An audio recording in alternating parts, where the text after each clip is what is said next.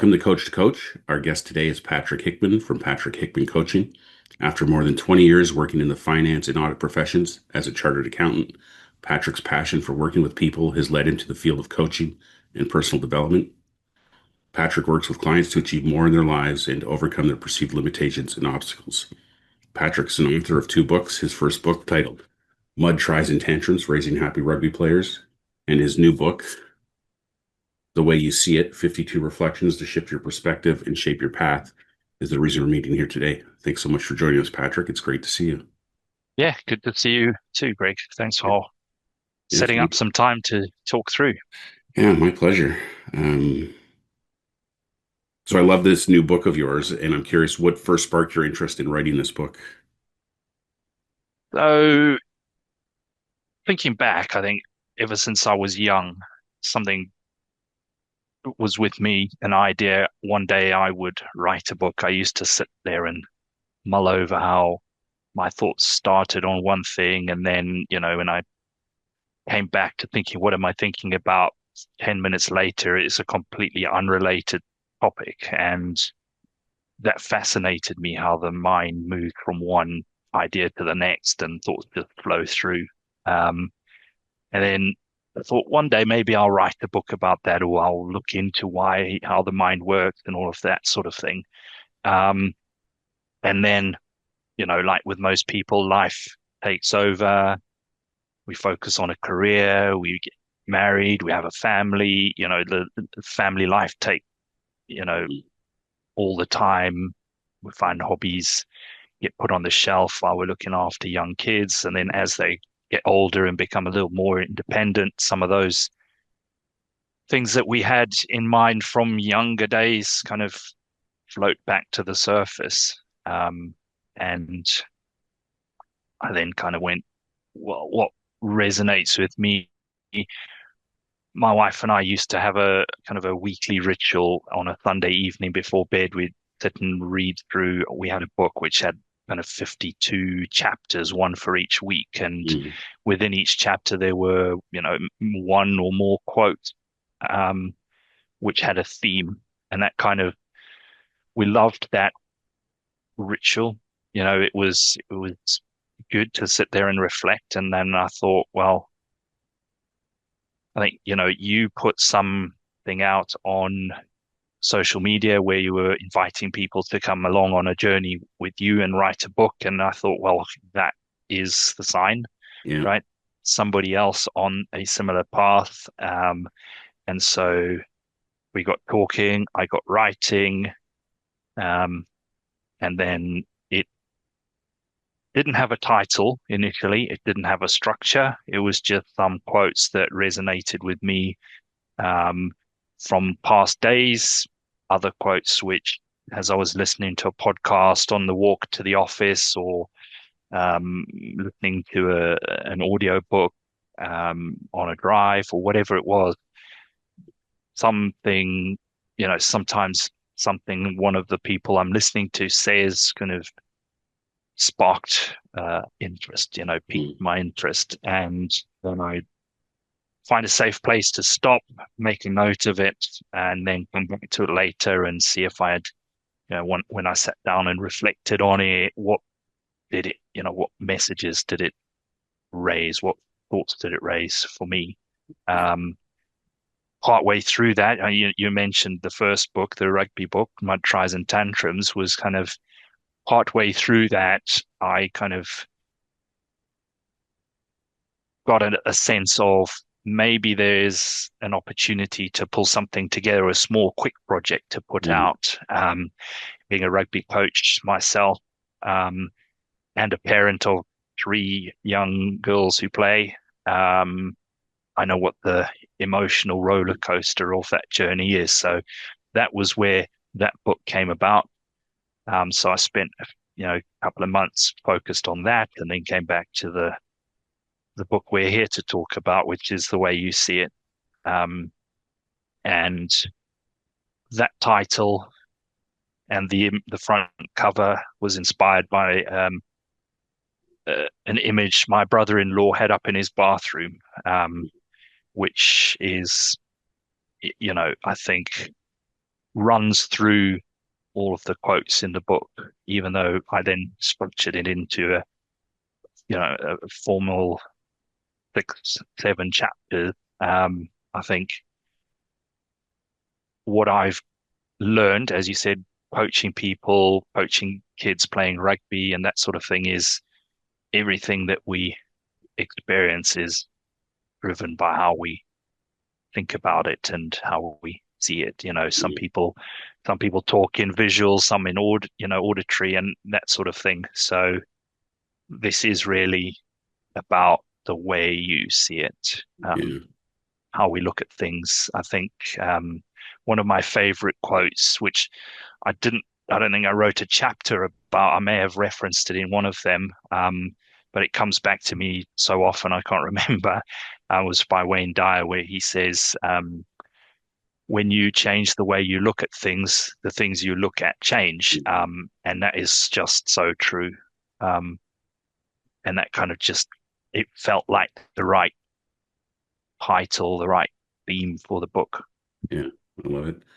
What's striking me too is as you describe the kind of the process of creating the book and back to years gone by when you kind of had an inkling this might be something you wanted to do, and then you starting the process without a title, without a structure, without a cover, that kind of thing.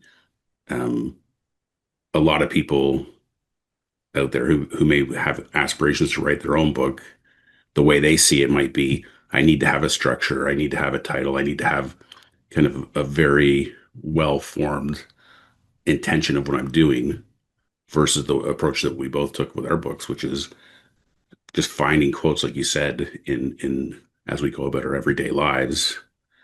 And I know for me, and I think for you too, like as those passages for each quote got put together, it's almost like the structure emerges.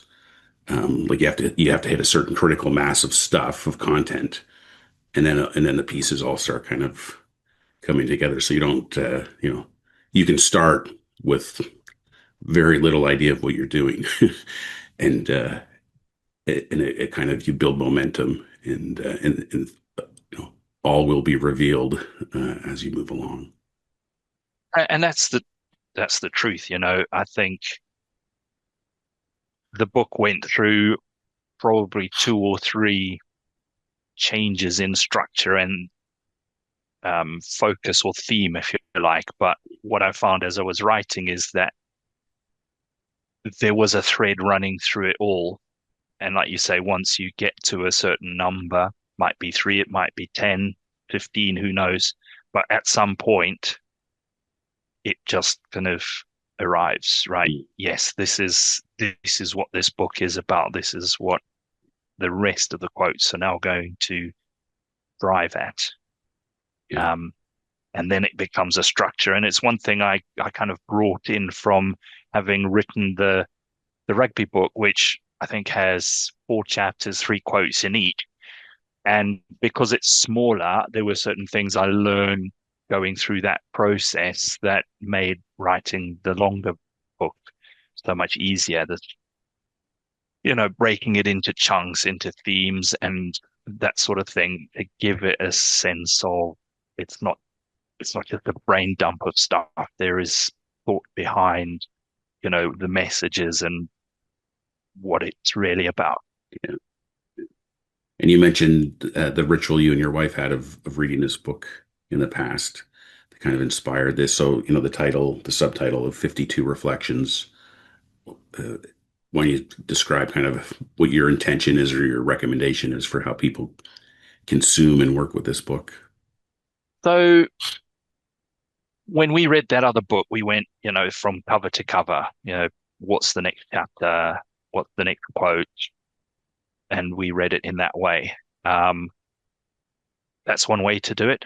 Mm, And it not necessarily the best way to do it. I think it depends on who you are and how you like it. I mean, I dip into it every now and then myself, and I go to the index and I scroll down and I like, right, let me read that quote. Let me, go back and mull over that messaging and what I'd written in relation to that quote. And then I find it's funny that when I do that, there's always an insight or something occurs, even though I read the book and I wrote it and read it countless times. There's still things that come to me when I read it, and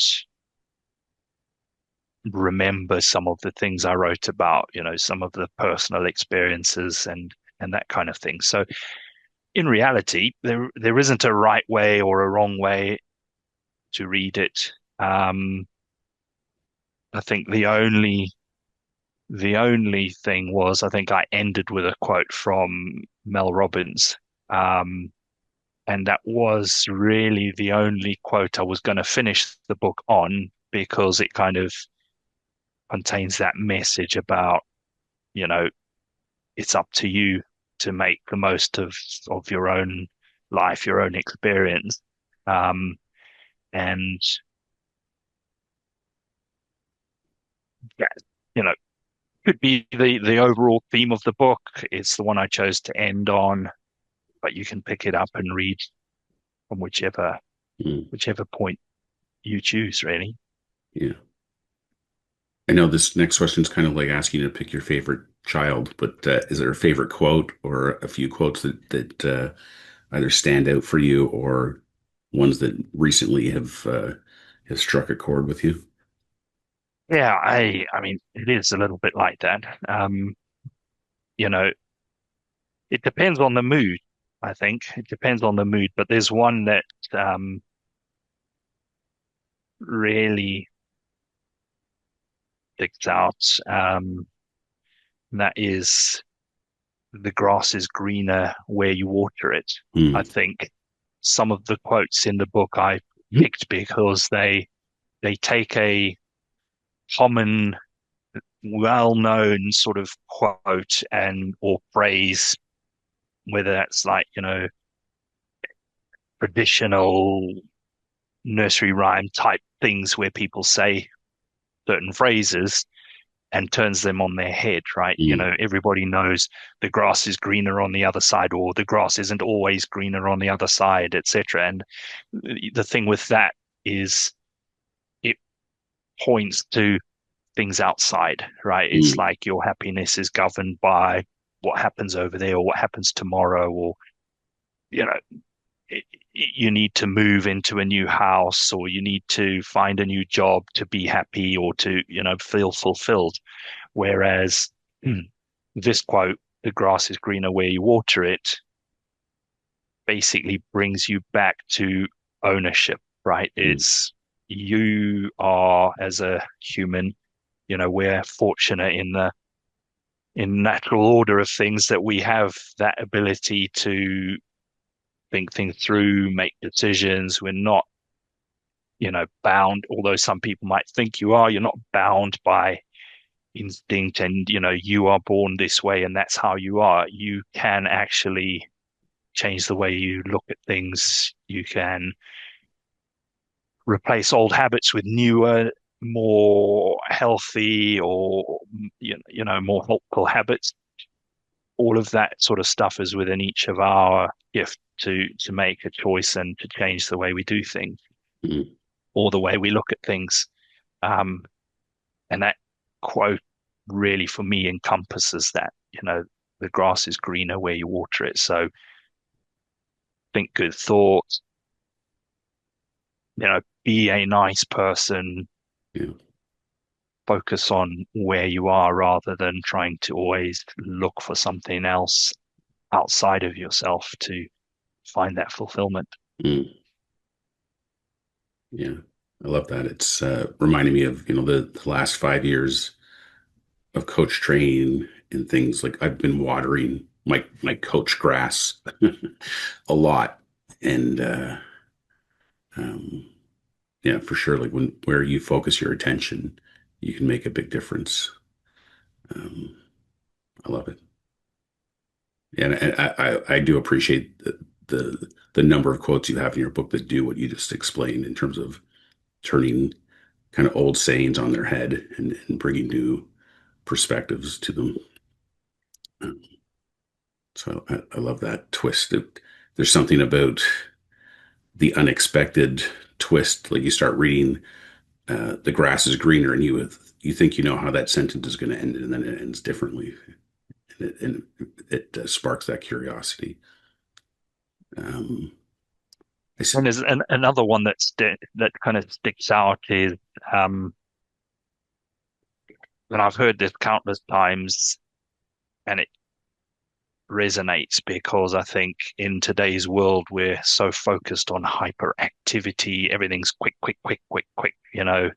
Um, you're in a meeting at work and someone asks a question, and you know people just want to jump in to be the first voice, to be the one heard, that sort of thing. And the quote is, how does it go?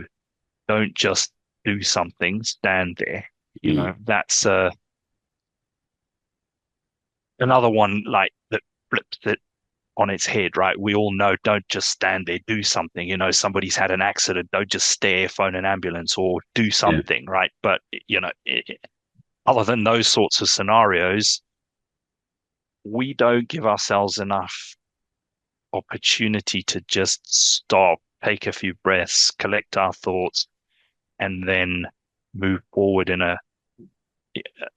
more enlightened, clear-headed way. You Mm, know, and that can happen in any environment. You know,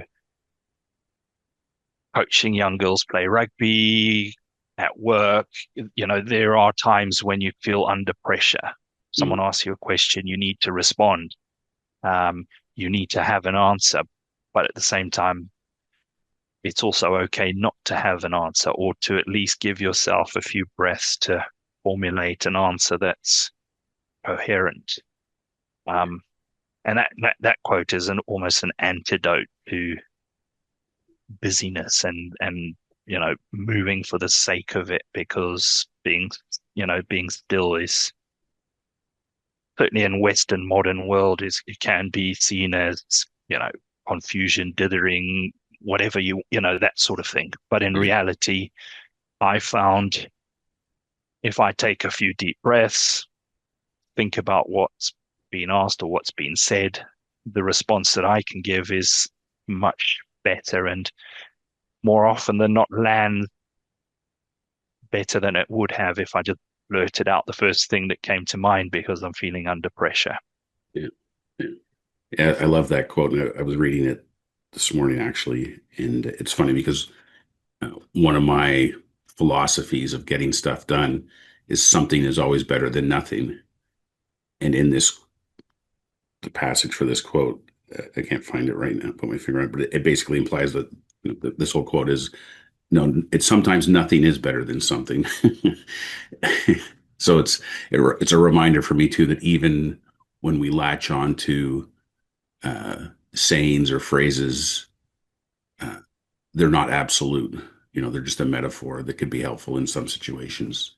And in this case, I can totally see the value of nothing being better than something. And you refer in this chapter to the metaphor of the snow globe, and you can't find clarity by shaking the snow globe nonstop. You got to let things settle. Um, so yeah, I love that you're pointing to that.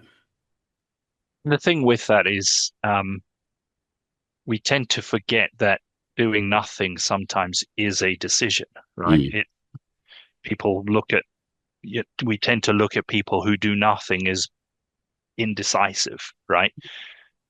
But maybe they're not. Maybe they've decided to do nothing. And that's the whole point is, if you're living with intention, then maybe the best thing to do in that instance is nothing. mm, Maybe it is you have a spark of an idea, but you can't do anything about it at this point. Maybe make a note, come back to it later. mm. All those options are open to us. Yeah. It's funny that I used to work with this lady, and she loved the metaphor of a duck on a pond. The part of the duck you see floating on top of the water looks calm and still, yet under the water the legs can be going 1,000 miles an hour to propel the duck around. Um, and what often looks like somebody's doing nothing uh, can actually be there could be lots of stuff going on in terms of internally for them and settling and looking to insight. Um, and I know for me, the when I slow down, uh, you know, lie down for a nap or go for a walk or have a shower, all those kinds of things, that's when insights just naturally come once I'm slowed down.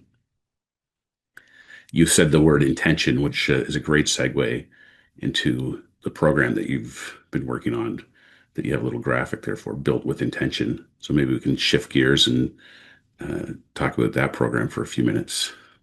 Yeah, we can do that, certainly. So, um, this is my new coaching program called Built with Intention. And like most of the things we've been talking about, there is a story behind it. And as you'll see on the graphic there, it's a building in construction. And I was driving home one day, and on the corner, not too far from us, is a new development that kind of shot up. And for years and years and years, there was an old pub that was on the corner there to turn, it had kind of gone derelict and nobody had done anything with it. It was constantly going in and out of planning discussions and that sort of thing. And then suddenly, out of nowhere, within a matter of weeks, there's this 4 or 5 story building going up. Um, and that was like, there we go. There's the hook for the coaching program. Mm, And it's basically designed around the concept of constructing a building. Um, and we start at the very beginning, not necessarily with virgin land. There may already be structures there, but before we do anything, we examine what's there.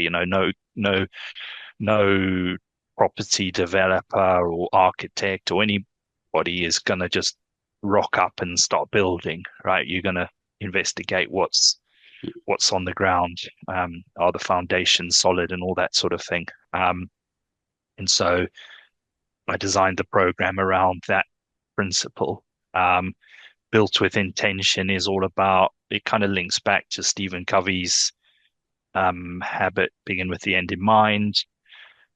That's one that it comes back to me so many times mm, in my work, in my coaching, and all that sort of thing is, if we have a target of what we're trying to get to, whether that's to build a house or to,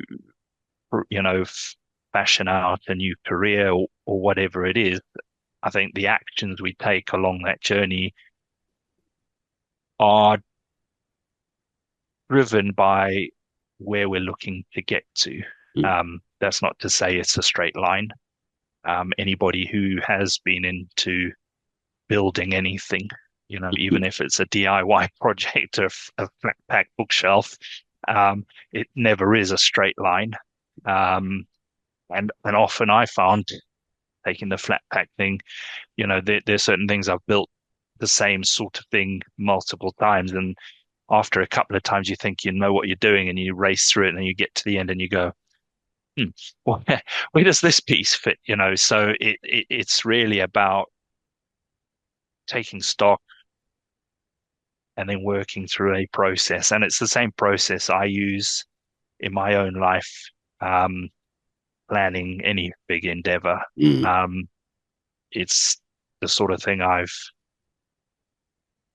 done constantly over the years, but never formalized into any kind of program or anything like that. But I found it works, and so it's out there for anyone who feels that there's more to life, that they want to achieve more. Um, we can have a chat, we can talk through it, we can start wherever, you know. mm, Um, I launched it at the start of the year because that seems like a good time to start anything new, but it's not the only time. I nowadays look at every day as a new start. Every day is a new year, Yeah. um, we can start at any point. Um, but yeah, it's about just consciously designing the life you want to lead, and then identifying um, what actions, who do you need to become to be that person who leads that sort of life, and working towards it Yeah. at your own pace. What I can say too is speaking to you as a coach, um, having somebody to help guide you through that process, ask you those questions, and just help you through, you know, uh, peeling back layers of uh, resistance and doubt and impossibility. Like, sure, anyone could figure out what they want to do with their life on their own, but working with somebody who who can guide and navigate you along that journey is a you'll get there way faster, and you won't be sitting there 20 years from now going, oh yeah, I really wanted to live a much different life than I've been living. Well, this is it. I've been there, done that, for years and years. I've always loved reading, whether that's novels or non-fiction, personal development, biographies, whatever it is. I love it. But when it came to personal development, self-help type literature, it was the sort of thing I would read in private, right? Mm, Because it's kind of, there's this perception some way in some places that, if you're outwardly seen to be doing that, you must have something wrong with you, something's broken. But, yeah. you know, once I ended up working with my own coach, that kind of fell on its head. It's like, you're right, having someone to work things through. Sometimes it's just being a mirror, right? Yeah. Or challenging a belief or challenging something someone says Mm, really unlocks it, and there's no judgment in it. It is really just one human working with another one to get the best out of life. mm. I love that you just said the mirror thing, because looking at the image of your cover of your book behind you is a great metaphor for the client and the client's ego having, I'm just a cat, I can't do all these things, and the coach is like holding up the mirror going, no, no, look again, you're actually a lion. Or a lioness. Yeah, I love that idea. So between your book and your program, if there's one thing you'd want people to take away from this conversation, what would that be? That is a good question. So many, we could go on to so many paths with that. Um, but I think bringing it all together, the way we look at things really does govern how we experience life. Mm, Um, and the meaning we give to whatever it is we see generates the experience. And I think if we could all just recognize that and work on what it is that we are feeding our mind, if we're feeding it positivity and determination, all those kind of positive traits. mm, It's so hard to do in today's world. There's turmoil out there, there's conflict everywhere, um, tyrannical world leaders, and all this sort of stuff really can make it seem like all doom and gloom. But then on the flip side, you find people who appear to live in such hardship running around with smiles on their faces. mm, So it can't be what's out there that's creating the experience. It's got to be coming from inside. mm, Um, and I think the more people who land that realization, then the better, because all sorts of things can be going on outside, but you can still be living in your own blissful experience. Mm. And I think that's the key message. The book is about how you see things, the way you see it. Yeah. Um, and the program built with intention is we want positivity, we want to achieve something, set out with the intention of doing that, and you will surprise yourself how far you can go. Yeah. If people want to get your book or find out more about your coaching practice or work with you, where do they go to do all that? So I'm on social media. I'm on Facebook, LinkedIn, Instagram. I also have my website, which is on the screen there, patrickhickman.uk. And there's a link to the book in there. There's a free ebook that supports the program, so you can grab a PDF version of that.